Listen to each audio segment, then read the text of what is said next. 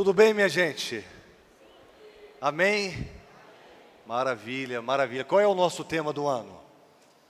Na semana passada nós colocamos o nosso tema do ano. Nós vamos começar a nossa agenda, ela começa a partir de março. Então você que é membro da igreja, que é congregado da igreja, nós vamos trabalhar. Qual é o tema do ano? Vamos ver se vocês lembram. O ano do discipulado, exatamente. E nós vamos estar indicando esse livro aqui para toda a igreja. Nós já estamos trabalhando, lá em casa, tanto eu quanto a esposa, com alguns líderes, esse livro do Mark Dever, um livro fantástico, e nós vamos estar sugestionando, indicando para a igreja toda. Então, você vai estar dando nome para a nossa secretária, nós estaremos comprando esse livro, ele é o máximo R$25, e nós estaremos de forma periódica estudando esse livro. Não somente alguns grupos específicos, mas a igreja toda. A liderança já está lendo um outro livro, que foi indicação nessa semana. E agora a igreja toda estará lendo esse livro aqui também. Então você vai ter o prazer de se debruçar e estudar, mas muito mais do que estudar, praticar. Esse é o grande desafio. Achou aí o tema do ano para a gente colocar? E o nosso desafio, minha gente, é que de fato nós possamos nos abrir para esse tema tão oportuno, que é sobre o discipulado. Jesus não nos chamou a fazer outra coisa a não ser discipulado. E nós precisamos estar envolvidos nessa demanda. Precisamos estar envolvidos, não é somente a liderança, não somente os líderes, mas todos nós. Que você possa comprar essa ideia, que você possa reconhecer. Deus não nos chamou para ficarmos aqui dentro, somente cultuando, assistindo, não, muito mais. Vamos sair da ortodoxia para a ortopraxia. Então você está sendo desafiado, líderes estão sendo desafiados a vivermos esta cultura do discipulado. Inclusive, o tema do nosso aniversário será sobre discipulado também. Aí vocês podem perguntar, mas pastor, o pastor está falando sempre a mesma coisa. Mas nós temos que viver isso, gente, porque isso é bíblico. Então o pastor Mateus Guerra estará aqui conosco em junho, trabalhando esse tema tão oportuno, tanto com a liderança, quanto com a igreja toda, e vamos fazer uma festa, e vamos estar refletindo sobre o discipulado. Amém?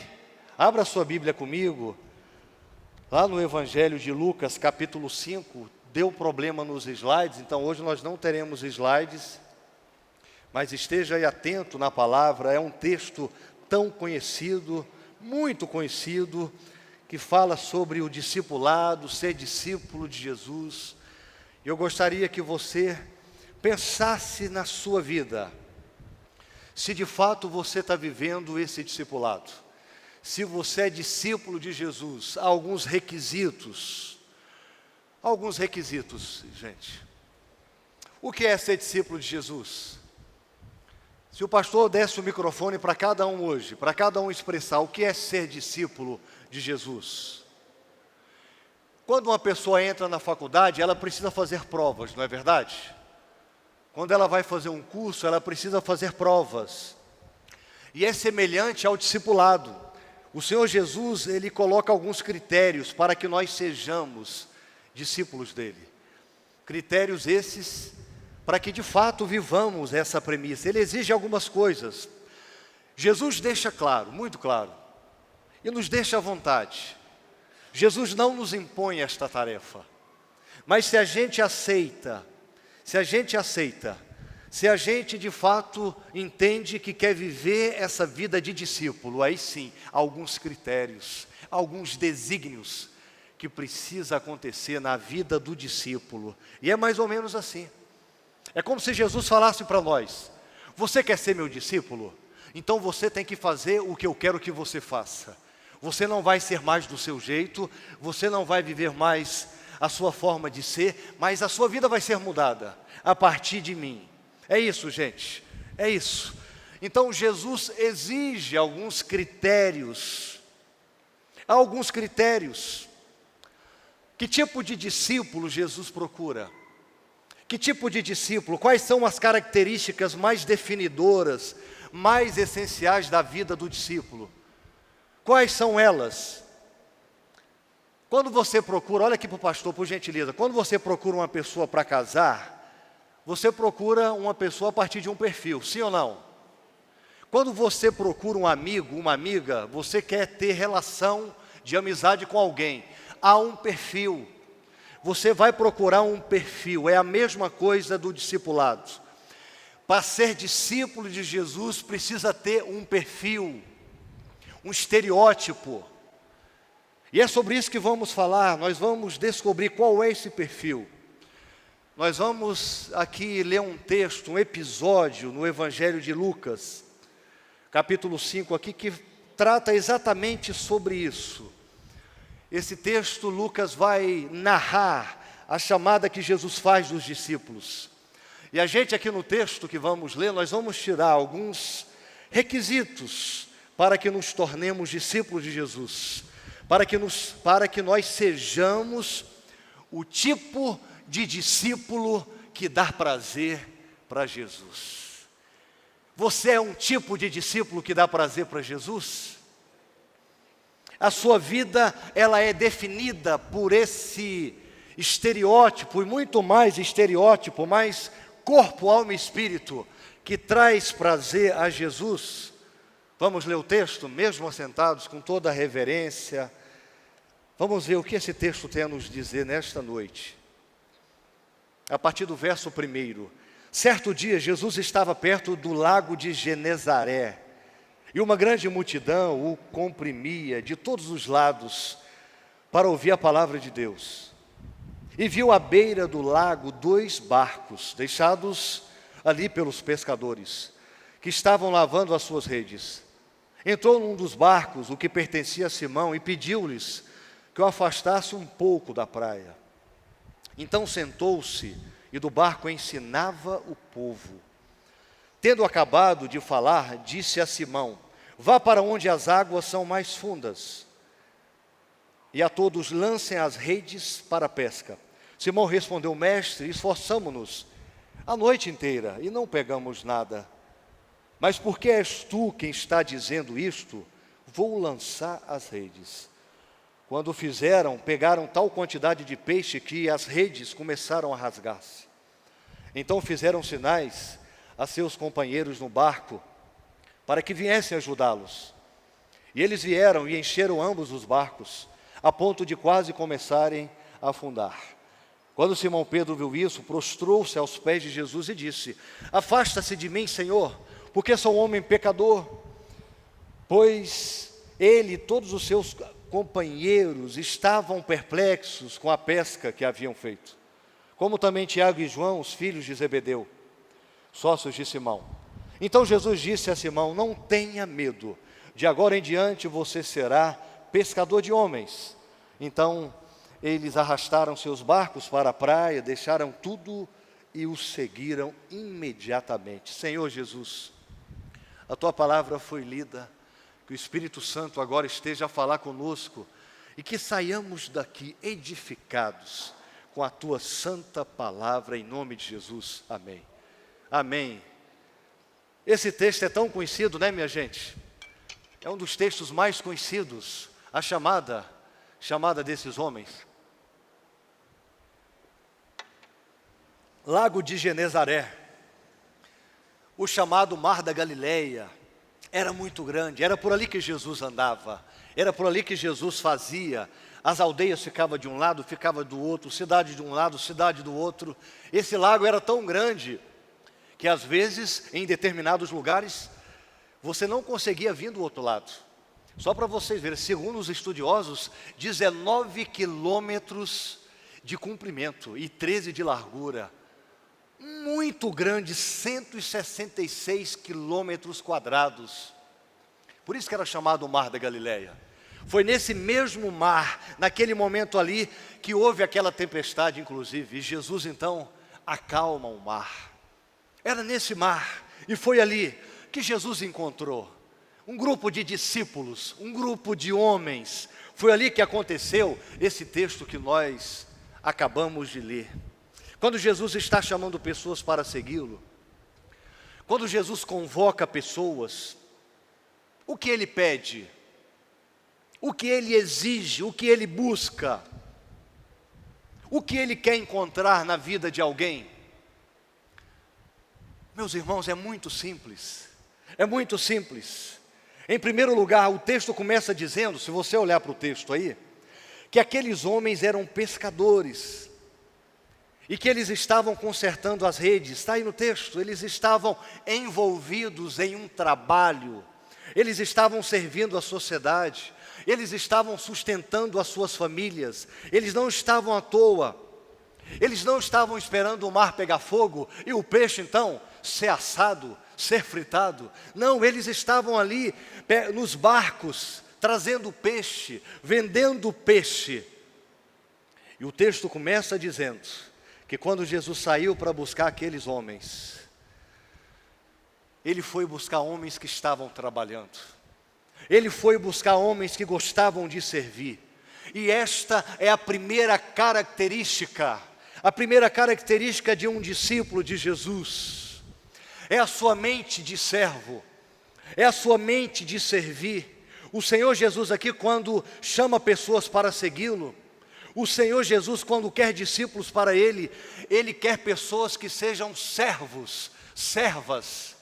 Quando Jesus chama pessoas, Ele quer pessoas que servem, pessoas que são proativas em prestar algum outro serviço, pessoas que sejam úteis.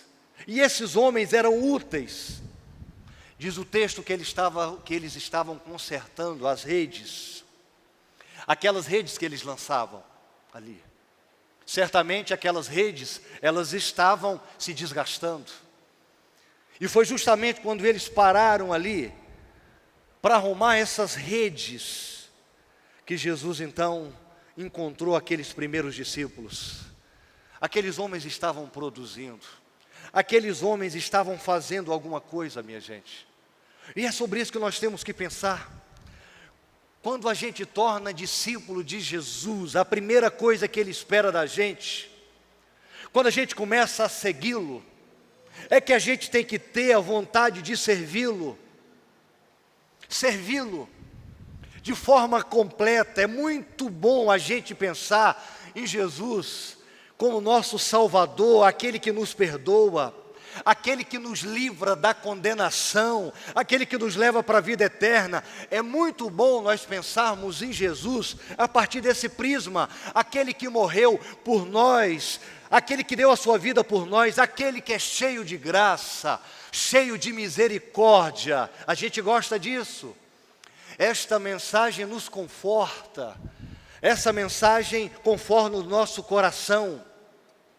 Só que a mensagem não é só esta, não é só esta. A partir daí, todas as vezes no Novo Testamento, se você for ler, todas as vezes que o Novo Testamento apresenta Jesus, Ele sempre é chamado de Senhor. Sempre é chamado de Senhor. No livro de Atos, a única profissão de fé era essa: Jesus Cristo é o Senhor.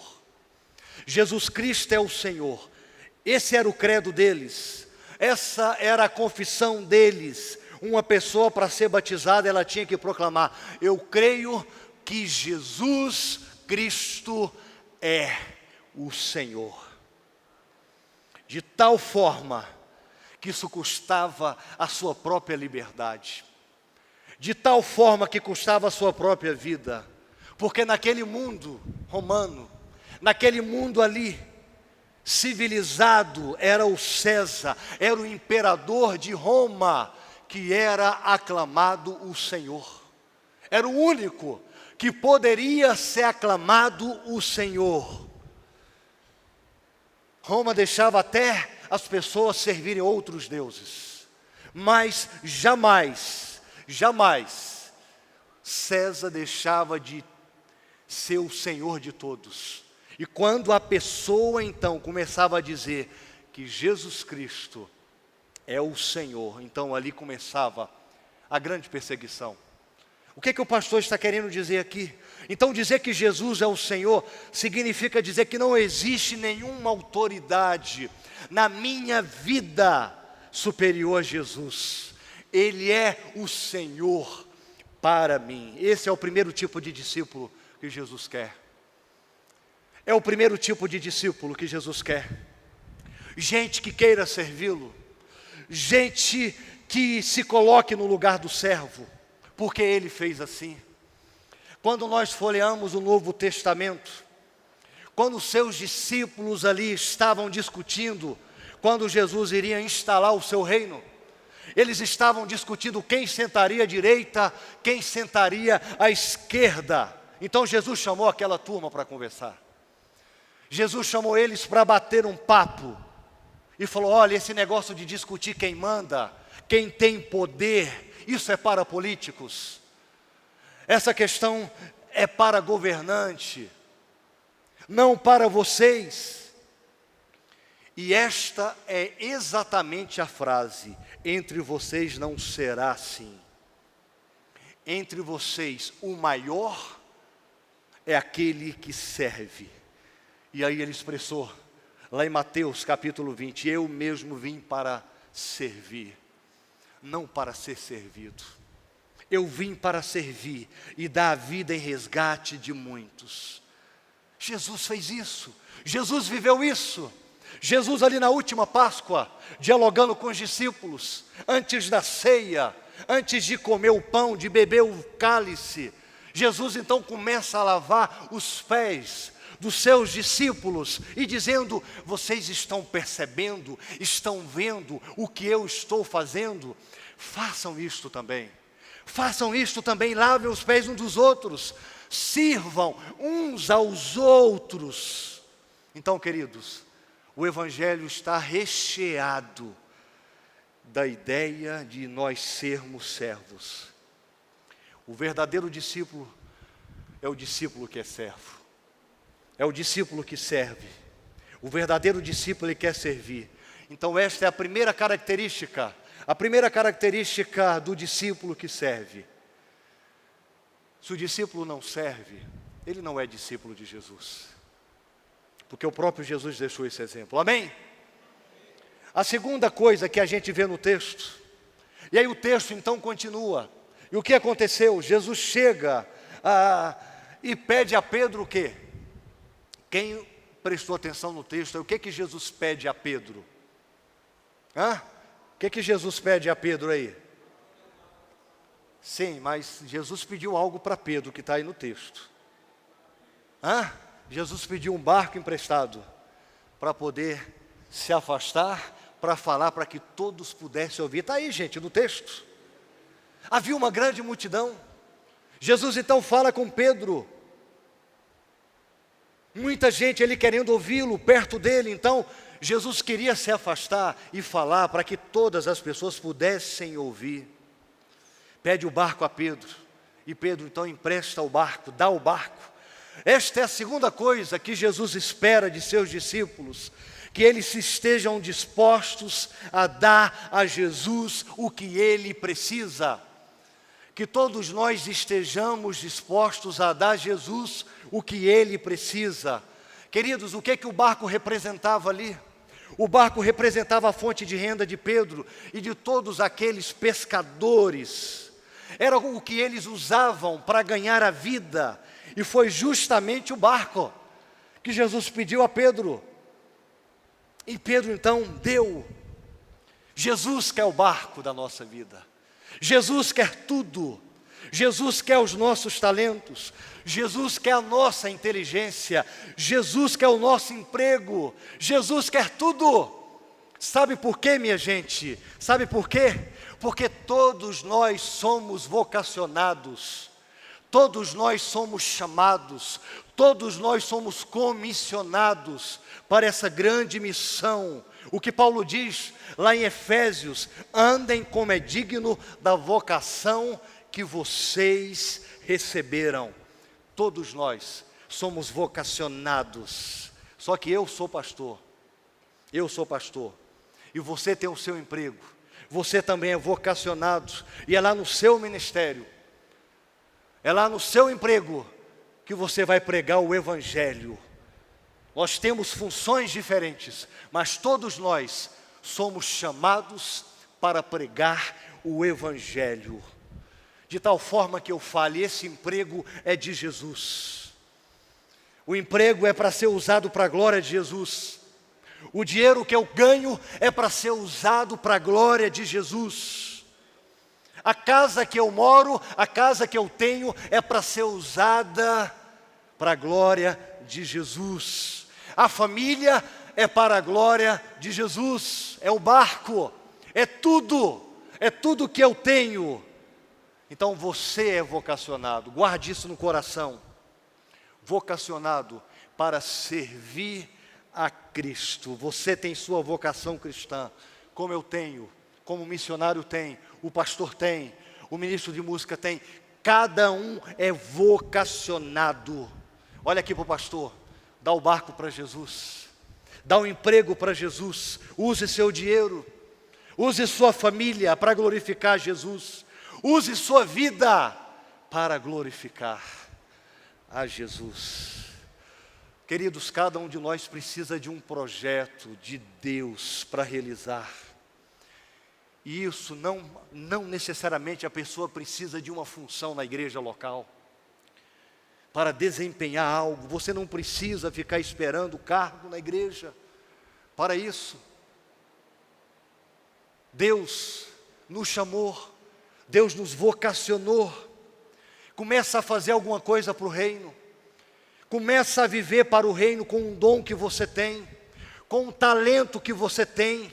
Isso é dar o barco, isso é dar tudo. É esse tipo de discípulos que Jesus quer. Então Jesus, Ele quer discípulos que sirvam. Jesus quer discípulos que deem os barcos da sua vida. Amém, gente? Ou não? Amém? Terceira coisa, o que aconteceu? O texto vai continuar. Jesus, diz o texto, chega para Pedro aí e começa a conversar com Pedro. E diz: e aí, Pedro, tem peixe? E o que Pedro vai falar? Não, Senhor, passamos a noite inteira tentando pegar peixe, mas nada pegamos. Então o texto vai continuar. Então faz o seguinte, vá para um lugar mais profundo, vá para outro lado. E aí diz o texto bíblico aqui, Pedro vai responder, né? O texto fala: nós passamos a noite inteira pescando e não conseguimos nada. E eu fico pensando, Pedro, quando Jesus falou essa palavra, eu fico pensando, Pedro, até um filme, Jesus de Nazaré, um filme que foi escrito, um livro depois se tornou filme, né? O autor, Franco Zeffirelli, ele tem um momento da narrativa lá que Pedro tem um diálogo com Jesus, fala assim: mas Jesus, o senhor é carpinteiro, o senhor nem entende de pesca, nós somos os pescadores. Eu fico pensando que Pedro deve ter pensado alguma coisa nesse sentido aqui. Mas Pedro respondeu, está aí no texto, sobre a sua palavra, por causa do que você falou, eu vou lançar as redes, sobre a tua palavra, sobre o que o Senhor falou, eu vou lançar as redes. Jesus quer discípulos servos, Jesus quer discípulos que deem o barco para Ele. Mas a terceira coisa, Jesus quer discípulos que confiem na sua palavra. Jesus quer discípulos que conheçam a sua palavra. Jesus quer discípulos que façam as coisas acima daquilo que está na sua santa palavra. O que nós estamos querendo dizer à luz do texto aqui é que a palavra de Deus, nós temos que aprender com ela. Nós temos que ler a palavra, nós temos que estudar a palavra, nós temos que meditar na palavra, nós temos que nos debruçar na palavra, comer esse livro que está na nossa mão. Tudo na nossa vida tem que perpassar pela palavra, tudo, meus irmãos. Você tem a palavra na mão, tudo na nossa vida Olha aqui para o pastor, presta atenção. As nossas orações têm que ser em cima da palavra. Não é qualquer coisa que a gente pede para Deus, a gente pede aquilo que a palavra permite, para então podermos pedir. O que a gente canta tem que estar acima da palavra, acima não no sentido hierárquico, mas a palavra como base. O que a gente canta, os nossos cultos em cima da palavra, as aulas de EBD em cima da palavra. O que a gente faz para Jesus tem que estar em cima da palavra. Mas para a gente viver desta forma, nós temos que conhecer a palavra. Nós temos que adentrar na palavra. Quando Pedro diz sobre a sua palavra, sobre o que o Senhor falou, eu vou lançar as redes. Pedro está falando aqui, porque eu confio que vai dar certo, porque o Senhor falou. Ele só falou isso porque ele conhecia. Ele confiou. Mas como nós vamos confiar se a gente não conhece? Como nós vamos confiar se a gente não lê, se a gente não estuda? Porque, meus irmãos, estamos vivendo um desapego, um menosprezo com a palavra de Deus. As pessoas têm Bíblia em casa, mas não leem. Temos falado isso aqui sempre. Está acontecendo entre os cristãos um analfabetismo bíblico. Eu ainda encontro alguns lares, quando vou visitar, a Bíblia aberta no Salmo 91, achando que aquilo ali é um amuleto. Salmos 23. Temos que ler a palavra. Uma vez encontrei um senhor que andava com a Bíblia, porque falou, se eu andar com a Bíblia debaixo do meu braço, ninguém vai me roubar, como se fosse um amuleto. Uma outra pessoa, de forma ingênua, falou que dormia com a Bíblia debaixo do travesseiro, porque de madrugada entrava na mente, verdade, pasmem. Vivemos isso. A Bíblia está para a gente estudar, a Bíblia está para a gente ler. A gente só conhece a palavra se a gente lê. A gente só conhece a palavra se a gente estuda. Um discípulo é aquele que está querendo conhecer a palavra. Esse é o verdadeiro discípulo. O discípulo que Jesus procura é o discípulo que está firmado na sua palavra. É um discípulo que serve, que dá o barco, dá a sua vida, dá tudo que tem e vive firmado na palavra. Tem muita gente que quando cai no buraco aí fala para a gente, pastor, se eu tivesse na palavra, se eu tivesse lendo a palavra, se eu tivesse debruçando na palavra, não teria acontecido isso no meu casamento, na minha vida profissional, na minha vida cotidiana. Antes que a sua vida se arrebente, vá para a palavra, leia a palavra, confia na palavra. Porque tem muitas vidas sendo arrebentadas porque não estuda a palavra. Então vai no YouTube, eu tenho falado isso porque é verdade, às vezes a gente está olhando lá, pessoas pegando determinadas frases antibíblicas e colocando no Instagram, no Facebook, jargões que não têm base bíblica, porque não está estudando a palavra, não está meditando na palavra, frases de efeito, mas que não fazem nenhuma diferença do que é ser um discípulo verdadeiro, autêntico. Vamos estudar a palavra. Pedro falou, em cima das tuas palavras eu vou lançar as redes. Então você está sendo desafiado nesta noite a permanecer na palavra. Então Jesus quer discípulos que sirvam.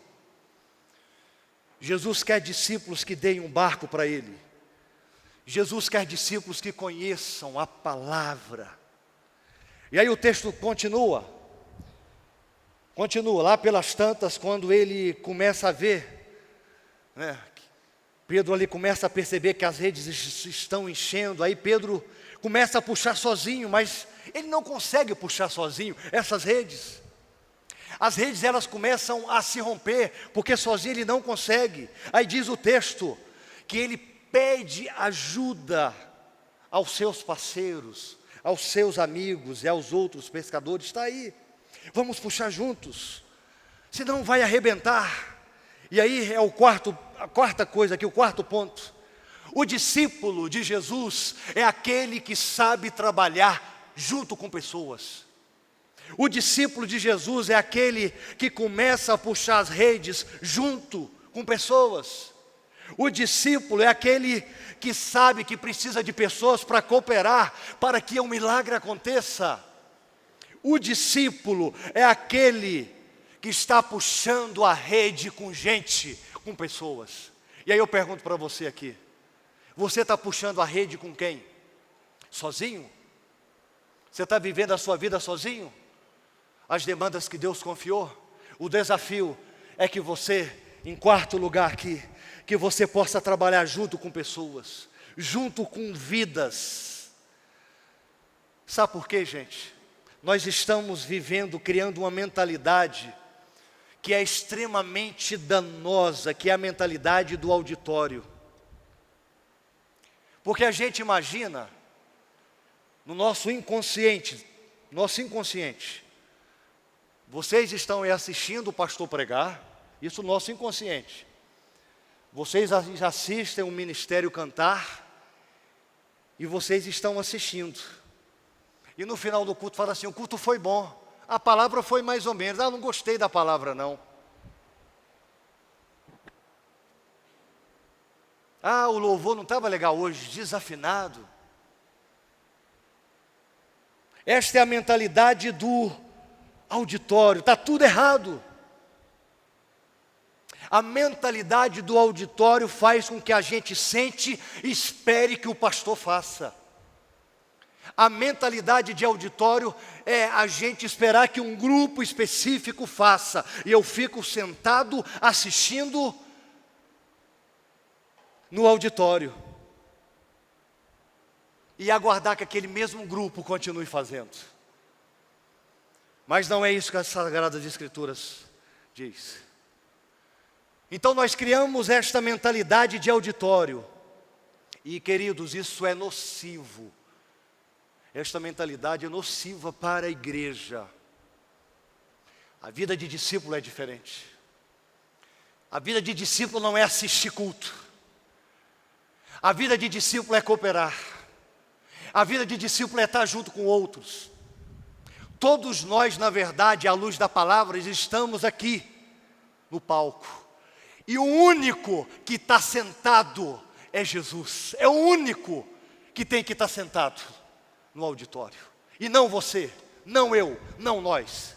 Todos é para estarem aqui, todos. E só Jesus assistindo, porque é Ele que merece. É Ele que merece. Então, todo mundo tem que trabalhar junto. Todo mundo tem que puxar as redes juntos.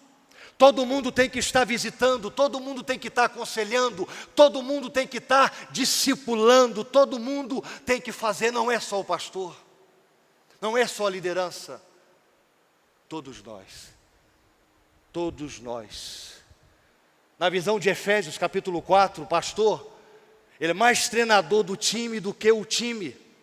E Paulo diz, lá em Efésios capítulo 4, verso 12, porque Deus chamou alguns para apóstolos, pastores, doutores e mestres, para aperfeiçoar os santos, para equipar os santos, vai doutrinando os santos, treinando os santos, alimentando os santos.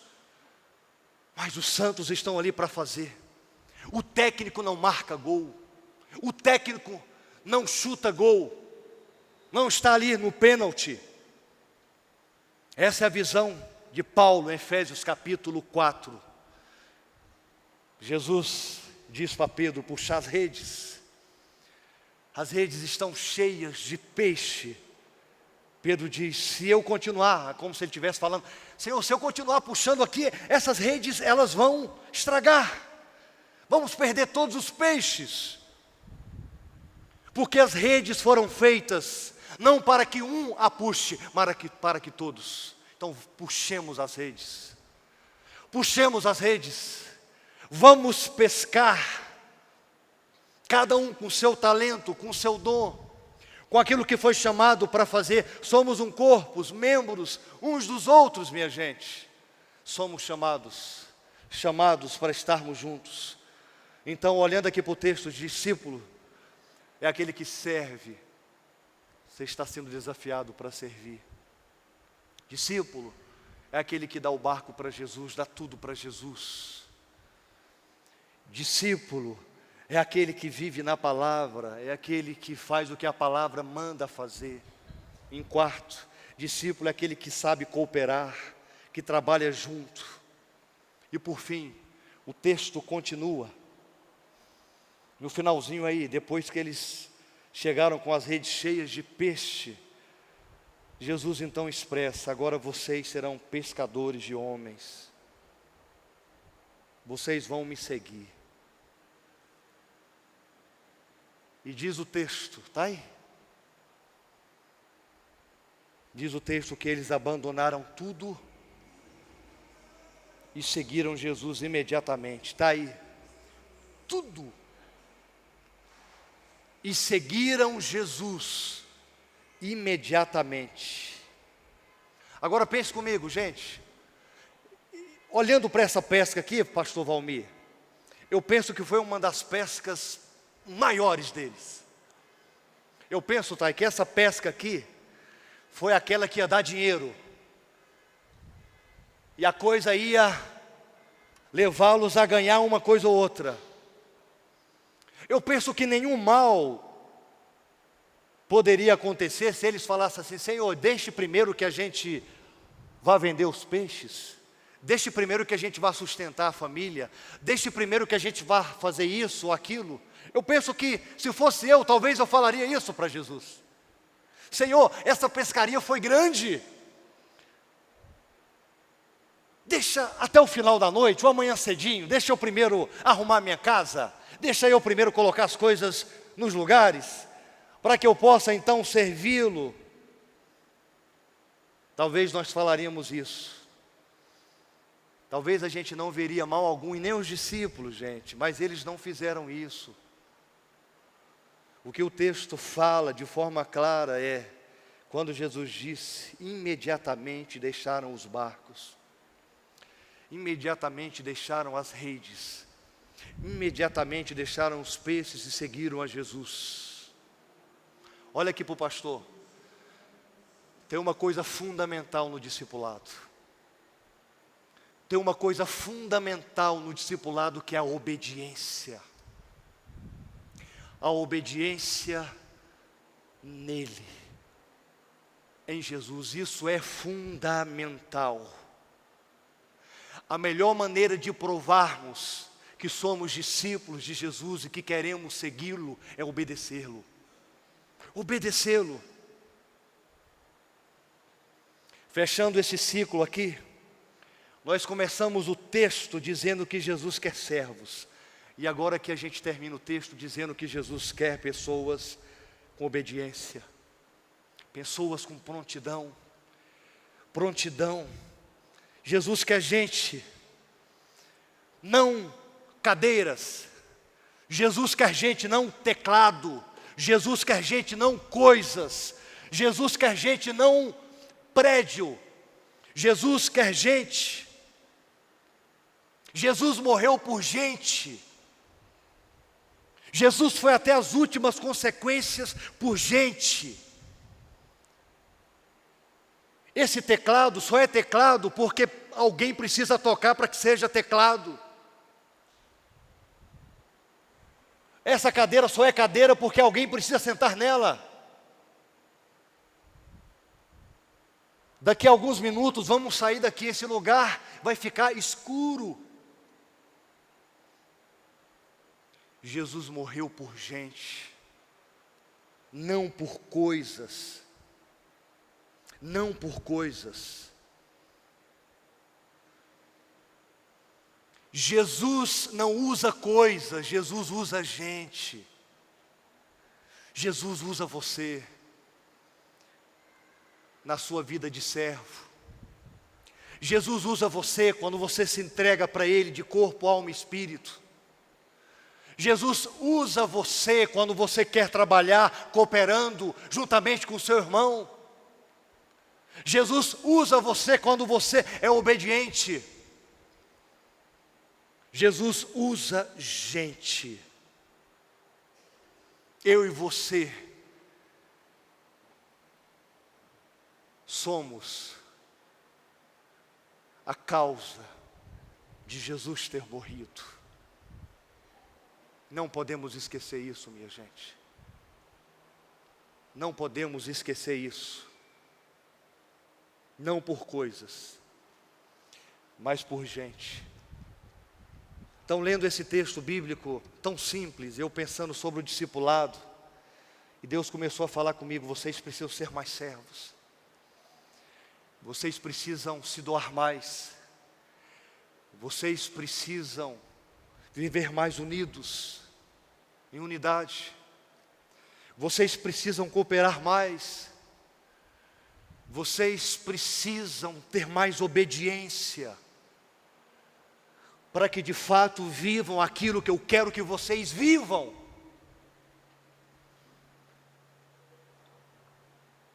Imediatamente deixaram tudo e seguiram a Jesus. Esse é o desafio, gente.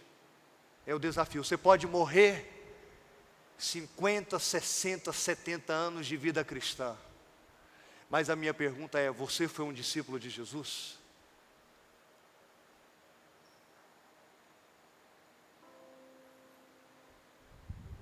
Jonathan Edwards, uma frase dele que ficou para a história, e fala: eu não quero passar por esta vida sem viver o propósito de Deus para a minha vida. Então, o desafio nesta noite é que você largue o barco, que você se entregue a Jesus, deixe de ser institucional, deixe de ser religioso, e pense sobre essas palavras que nós falamos nessa noite. Esse texto mexeu comigo, vocês não acham que? Primeiro, pastor Osmarino, o texto tem que falar conosco, né? Tem que nos levar a chorar, a pedir graça e misericórdia. Eu fiquei pensando e fiquei envergonhado com a minha vida, falando: Senhor, nem sempre eu tenho servido ao Senhor, nem sempre eu tenho deixado o barco, nem sempre eu quero que os outros cooperem, nem sempre eu quero ser obediente, nem sempre eu quero estar firmado na Tua palavra. Mas sabe o melhor de tudo?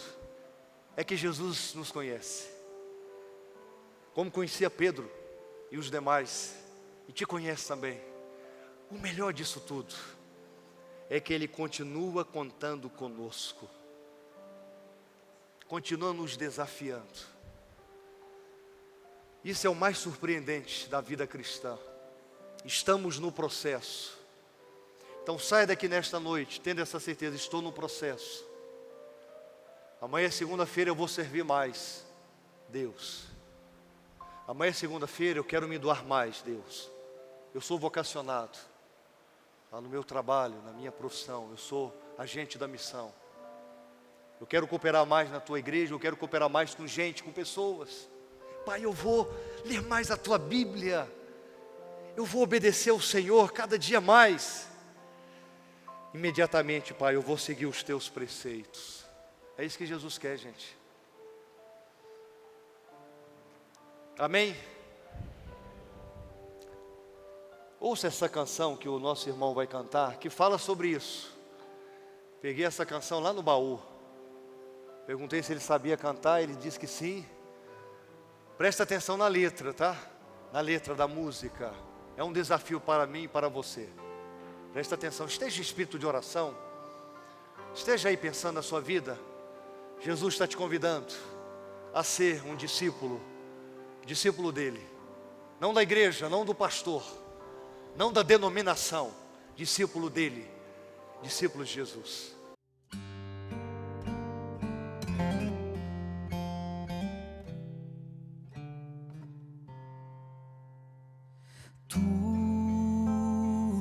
Sabes bem que em meu barco eu não tenho espadas nem